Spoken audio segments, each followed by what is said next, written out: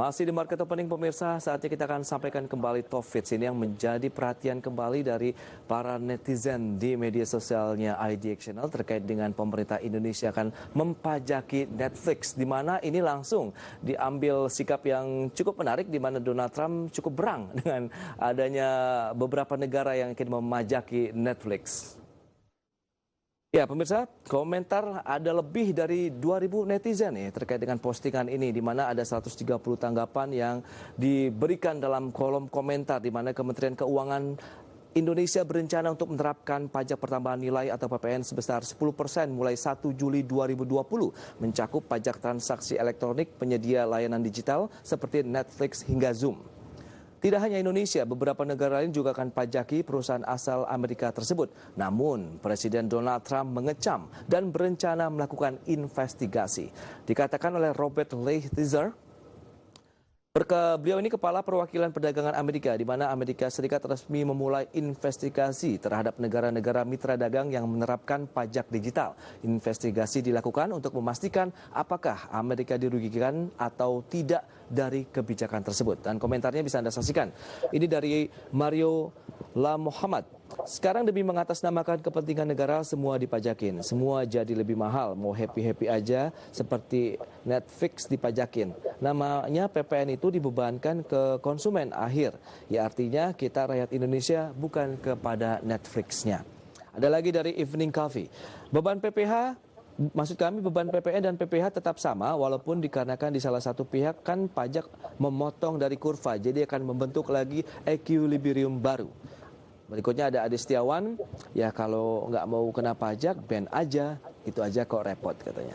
Ada lagi dari Joy Laurentius, memang luar biasa pengaruh Donald Trump, negara mana yang tidak bisa bergerak dinamis dan tidak punya inovasi habis ditelan kemiskinan. Itu dia beberapa tanggapan. Kita akan langsung saja berbincang bersama Mas Tovan Yamin. Halo Mas Tovan. Yang menarik ini, Amerika sedang marah ini tampaknya ada perusahaan yang dipajaki lagi. Gimana tanggapan Anda? Ya, nggak cuma Donald Trump, sebenarnya banyak orang, terutama anak muda juga pasti ngamuk kan, biaya bulannya makin nambah kan kalau itu. Betul, nah itu dia, bagaimana ini? Untuk Donald Trump sendiri sebenarnya kalau nggak salah bulan lalu ya, kita pun juga, Pak Jokowi sama Donald Trump sempat ada berita baik ya, kayak karena akan perang dagang dengan Cina, ya, mungkin mereka sempat ada deal-dealan setuju untuk memindahkan beberapa perusahaan Amerika dari Cina ke pabriknya di Indonesia, di Jawa Tengah ya. Kemarin sempat ada berita itu bulan lalu kalau nggak salah. Nah, kali ini kita nyerang dari sisi Netflix-nya untuk pajakin. Nah ini takutnya akan merubah moodnya Trump ya, di mana dia kan cukup volatile ya, bisa berubah-ubah soal itu. Tapi balik lagi, kalaupun kita misalkan kenain pajak cuman di Netflix-nya aja atau cuma 10% PPN dan itu dikenakan ke konsumer ya kan, bukan nggak tahu kalau ke Netflix-nya. Tapi itu apakah secara hitung-hitungan akan lebih imbal baliknya nggak memindahkan beberapa pabrik Amerika manufakturnya di Indonesia, mungkin dapat peringanan pajak dan sebagainya. Mungkin ada di dalam situ nanti Trump bisa lebih untuk pihak Amerika lebih kendor lah itu. Tapi kita lihat lagi perkembangannya seperti apa. Takutnya kan dengan kondisi seperti ini kita bikin panas Amerika, kita nggak kenapa-napa jadi target perang dagang. Nah kita repot lagi dan sebagainya. Oke, tapi di satu sisi kan memang bisnis digital ini kan luar biasa perkembangannya di Indonesia begitu, dan mereka bebas masuk begitu, meskipun karena kantornya di luar negeri mereka tidak bayar pajak begitu. Jadi mungkin wajar pemerintah tuh melihat ini sebenarnya peluang yang bisa mendapatkan lagi pundi-pundi pendapatan negara yang saat ini benar-benar sangat dibutuhkan.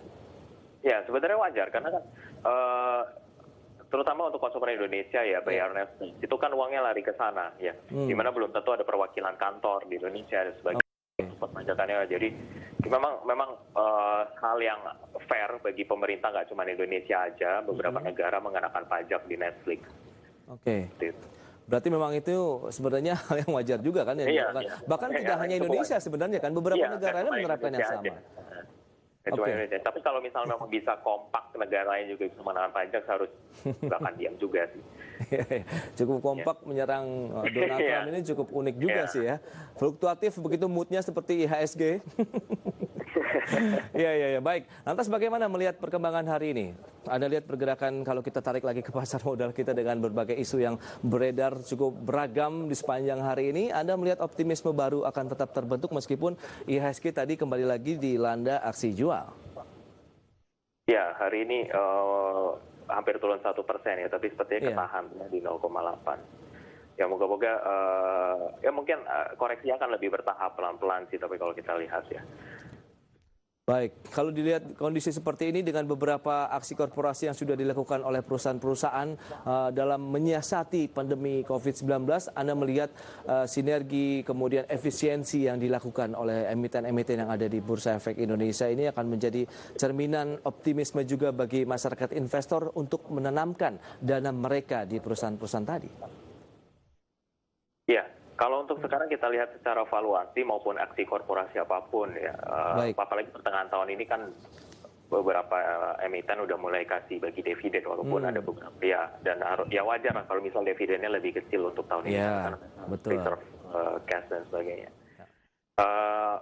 Untuk sekarang ekspektasi kita ya, karena kan kita mulai untuk lockdown ini agak telat di Maret, seharusnya di kuartal 2 ini kinerja akan lebih buruk ya, baru akan ke hit. Jadi ke depan kalau misalnya pun ada market ada koreksi lagi balik ya, itu hal yang wajar ya. Untuk sekarang memang market kemarin naik lebih karena antusiasme ekonomi akan dibuka kembali. Berjalan ya, kalau misal berjalan cukup lancar, balik lagi kita tadi, seharusnya perlambatan ekonomi, kinerja emiten apapun, impact penurunannya harusnya bisa lebih lambat, lebih baik lah dibanding kalau misal lockdown ini terlalu panjang. Oke, karena kita lihat juga asing sudah masih tetap melakukan aksi beli begitu Netba ya, meskipun kondisi aksi jual terus terjadi. Baik, Mas Taufan Yamin, terima kasih banyak ini atas waktu dan analisisnya. Sukses untuk Anda dan stay healthy. Terima kasih sudah diundang. Baik pemirsa, demikian perbincangan kami bersama dengan Mas Taufan Yamin. Di segmen berikutnya kami masih ada beberapa informasi menarik lainnya. Tetaplah bersama kami di Market Opening.